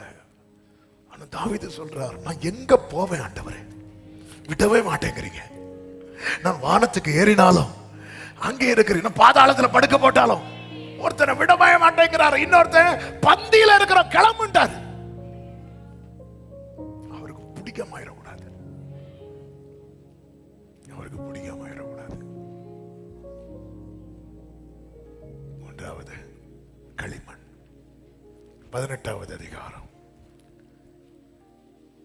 கர்த்தருடைய வார்த்தை உண்டாகி சொல்லுகிறார், நீ எழுந்து குயவன் வீட்டுக்கு போ, அங்கே என் வார்த்தைகளை உனக்கு தெரிவிப்பேன். அப்படியே நான் குயவன் வீட்டுக்கு போனேன், இதோ அவன் திரிகையினாலே வனைந்து கொண்டிருந்தான். குயவன் வனைந்து கொண்டிருந்த மண்பாண்டம் அவன் கையிலே கெட்டு போயிட்டு, அப்பொழுது அதை திருத்தமாய் செய்யும்படிக்கு தன் பார்வைக்கு சரியாய் கண்டபடி குயவன் அதை திரும்ப, எல்லாரும் சொல்லுங்க, திரும்ப வேறே பாண்டமாக உடைந்தான் தன் பார்வைக்கு. ஆமென். அப்ப ஒரு காரியம் தெளிவா இருக்கிறது, என்ன? இந்த களிமண் இன்னும் அந்த திரிகையில் தான் இருக்கிறது. ஆண்டவரே, அவங்களெல்லாம் அப்படி கொண்டு போறீங்க, என்ன மட்டும் எடுக்கவே மாட்டேங்கிறீங்க, இதுல இருக்கிறது சேஃப். ஆண்டவரே, உங்க பார்வைக்கு சரியாகிறது வரைக்கும் என்னை வணைந்து கொண்டிருப்பீராக. அப்ப இந்த இடத்துல நம்ம யாராதான் நம்மளை கொடுக்கணும் தெரியுமா? நான் என்னை அவர் கையிலே பாஸ்டர் ஜான்சாமாய் கொடுத்தால் அவர் தோடவே மாட்டார். நான் என்னை அவர் கையிலே களிமண்ணாய் கொடுத்தால் என்னை உருவாக்குவார். நம்ம ஆண்டவர்கிட்டே டிகிரியோட தான் சொல்லுவோம், நாங்க இன்னார் எல்கேஜி யூகேஜி. ஏன் அதுவும் போட வேண்டியதானே? ஒருத்தன் அப்படியும் கல்யாண கார்டு அடிச்சிருக்கிறான். அங்க இன்னார், அங்க இன்னார், மேல ஒரு கோடு, ஆண்டவர் மொத்தத்துல ஒரு கோடு. ஓடு. இல்ல, நான் என்ன யாரா கொடுக்கிறேன் அதான் மேட்ரு. நாங்களாம் எத்தனை வருஷம் தெரியும், நாங்களாம் 4 தலைமுறை, நாங்களாம் இவங்கள பார்த்தாச்சு, இவங்க அப்பாவே பார்த்தாச்சு. நான் என்ன பாஸ்டர் ஜான்சாம் அவர் கையில வைக்க கூடாது. என்ன ஆரம்பத்துல இந்த ஜலம் மூடி இருந்தது, ஜலத்தெல்லாம் ஒதுக்கிட்டு கொஞ்சம் மண்ணை எடுத்தாரு பாருங்க. அப்படி நான் என்ன கொடுக்கணும், இப்படி நான் கொடுத்தா நான் மீண்டும் அணையப்படுவேன்.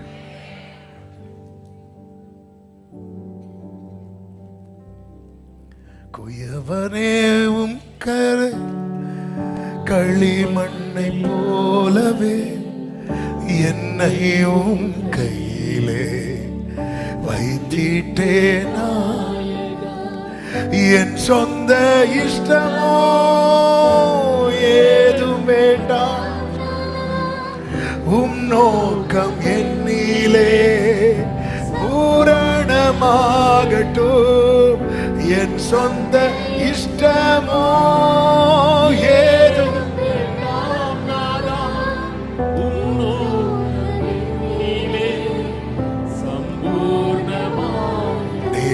கரத்தினில் தீமை ஏதும் உண்டோ, யாவும் என் நன்மைக்கே.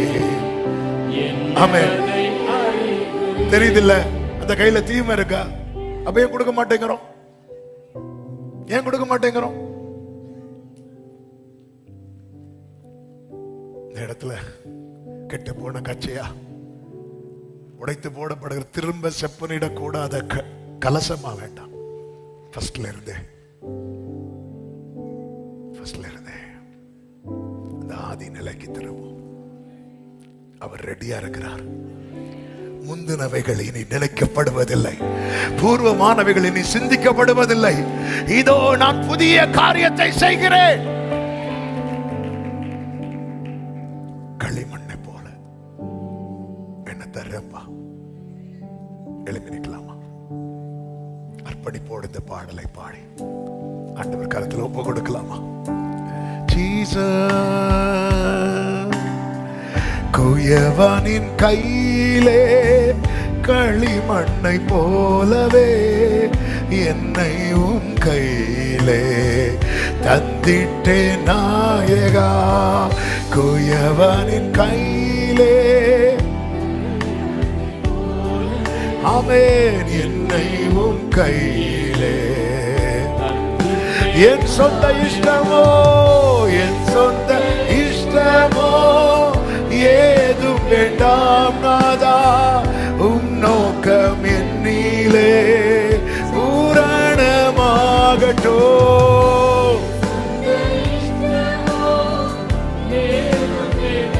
ஆமென்.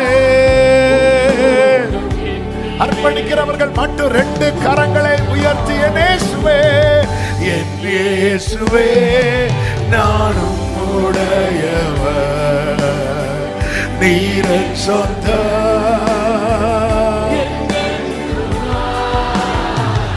ஆவி ஆத்மா சரீர பலியா படைக்கிறே. ஆவி ஆத்மா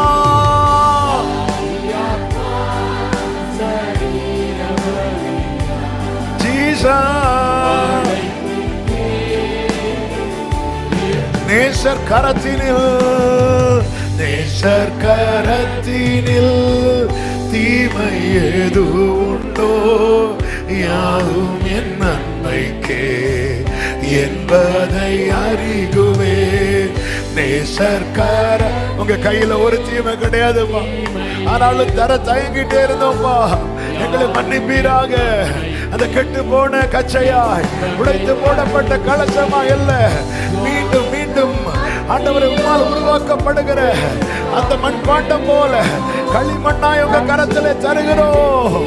ஆமென். அழிக்கவும் பார்த்திடி, ஜாலிக்கும் அக்கினியோ ஏசையா. 2 கரங்களை உயர்த்தி, என் இயேசுவே, என் இயேசுவே, நீர நீரன் சொந்தம். ஆவியாத்மா ஆவியாத்மா சரீர பலியா. ஆமென். ஆவியாத்மா ஆவியாத்மா ஆமென். படைக்கின்றேன்.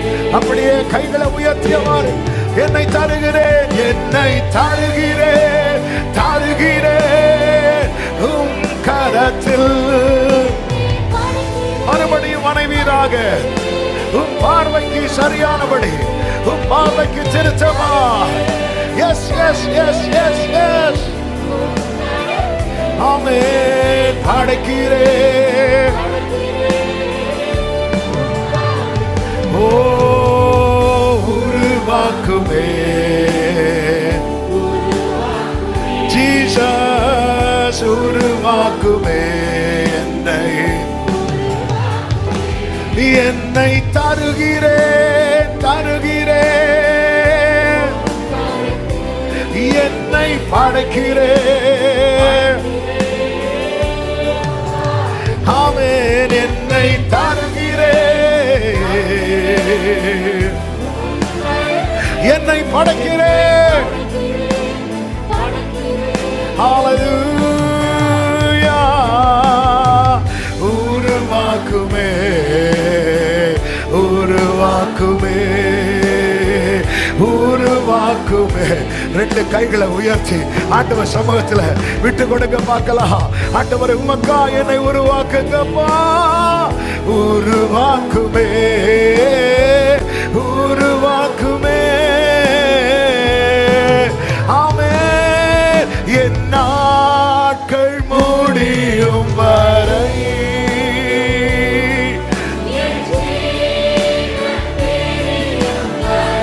என் சுவாசம் ஒளியும் வரை, உம்மையே உம்மையே glory, உம்மையே உம்மையே. அற்பமான வாழ்வு, அற்பமான வாழ்வு, அற்புதமாய் முற்றிலும் ஒப்பு கொடுங்க, ஒப்பு கொடுங்க, அவர் கையிலே கொடுங்க. ஆட்கொள்ளும் தேவா, அற்பமான வாழ்வு, அனைத்தையும் தரப்பா. என் ஆவி, என் ஆத்துமா, என் சரீரம் முழுவதையும் நான் சிறுகவோ, நான் சிறுகவோ, நான் சிறுகவோ. நீர் பெருகும் ஆண்டவரே. தீபத்தின் திரியாய், தீபத்தின் திரியாய் என்னை தருகிறேன், என்னை தருகிறேன்.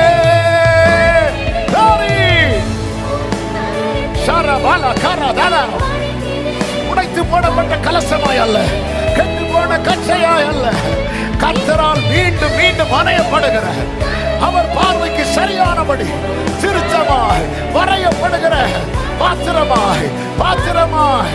ஆமென். ஜீசஸ் உருவாக்குமே,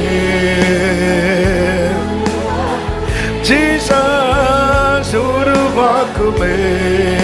ரெண்டு கைகளை உயர்த்தி எரிந்து கொண்டே இருப்பேன், எரிந்து கொண்டே இருப்பேன். இயேசுவுக்காக, இயேசுவுக்காக என் ஜீவன் பிரியும் வரை எரிந்து கொண்டே இருப்பேன். கர்த்தருக்காய், கர்த்தருக்காய் இந்த விளக்கை அவர்லமா எரிய வைத்தார். எரிந்து கொண்டே உடாக்கமலமா சந்தரமா லகதரமா ரிகடரமா என் ஜீவன் பிரியும் வரை. ஆமென், ஆமென், ஆமென், ஆமென். கடைசியா எல்லாரும் சேர்ந்து அவரை உயர்த்தி மகிமைப்படுத்துவோம். தூயரே, தூயரே, தூயரே சர்வ வல்லவர் நீரே. Worship Him, Jesus. Vikrama Makalare. Amen. மறுபடியும் சொல்லுங்க, தூயரே தூயரே சர்வ வல்லவரே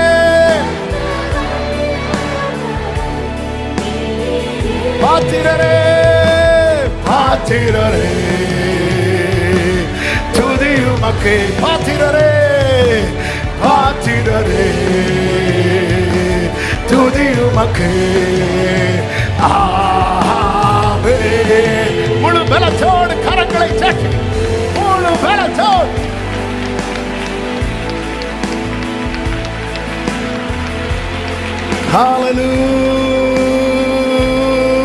Hallelujah, hallelujah, hallelujah, hallelujah, hallelujah.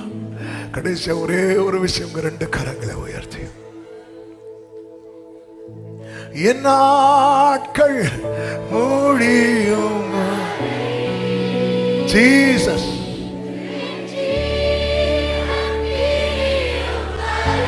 என் சுவாசம் ஒளியும் வரை உம்மையே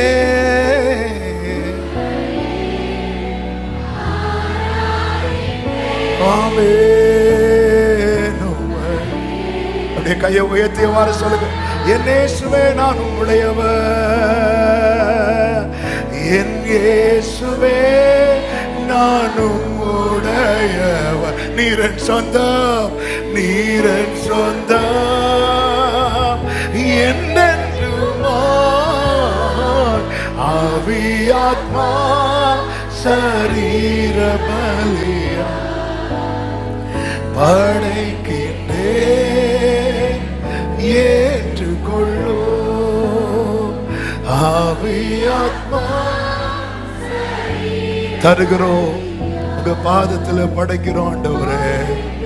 எஸ் ஃபாதர், எஸ் ஜீசஸ். இரக்கமும் கிருபையும் நிறைந்த நல்ல தகப்பனே, உங்க அன்பின் பிரசனத்துக்காக நன்றி. உங்க சமூகத்தில் எங்களை கொண்டு வந்து பாட, துதிக்க, ஆராதிக்க, ஜெபிக்க கிருபை செய்து எங்களோடு பிரத்யட்சமாய் பேசினீர். கெட்டு போய் ஒன்றுக்கு உதவாத கச்சையை போல அல்ல ஆண்டவரே, திரும்ப செப்பனிட கூடாதபடிக்கு உடைத்து போடப்பட்ட கலசத்தை போல அல்ல, உங்க கையில மீண்டும் வரையப்படுகிற களிமண்ணாய் எங்களை தருகிறோம்.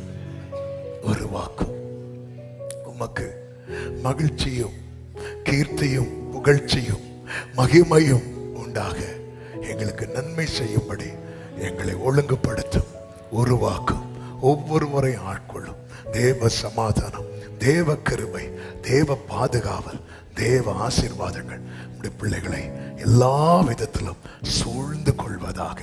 மகிமை கனம் அனைத்தும் ஒருவருக்கு செலுத்தி பாதம் பணிந்து முத்தமிடுகிறோம் இயேசு கிறிஸ்துவின் நாமத்தில் பிதாவே, ஆமென். எல்லாரும் சேர்ந்து சொல்லுவோம், என் ஆத்துமாவே கர்த்தரை ஸ்தோத்திரி, முழு உள்ளமே அவருடைய பரிசுத்த நாமத்தை ஸ்தோத்திரி. என் ஆத்துமாவே கர்த்தரை ஸ்தோத்திரி, கர்த்தர் செய்த சகல உபகாரங்களை மறவாதே.